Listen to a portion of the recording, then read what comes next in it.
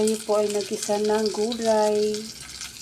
Gulay na ampalayang dahon. Ito po yung kamatis natin. Ilalagay na natin. Yan.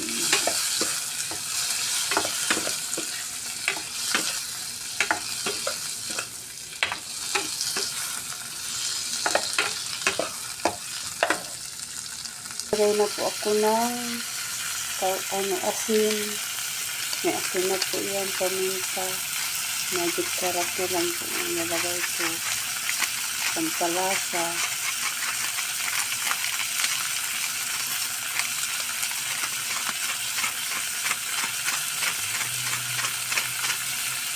Yan. Tapos ilalagay na natin ang ating haluin lang natin.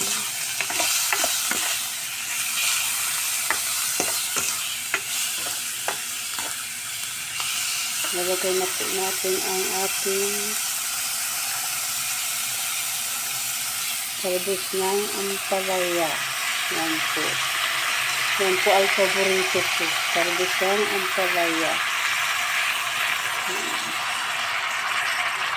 Yan po ang talbos ng ampalaya. Sariwang talbos ng ampalaya. Dahon ng ampalaya. Yan po ay more vitamins. Kabago po yan ng cholesterol at kontra sa sugar. Pagkaano po yan ng sugar natin, kakababa. Kaya yan, mag-ampalaya po tayo para sa ating kalusugan. Healthy food po yan, healthy gulay. Yan.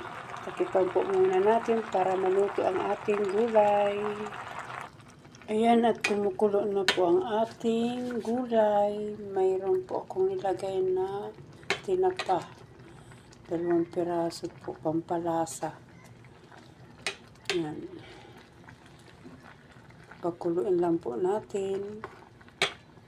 Nag-moist na. Pakuluin lang po natin at para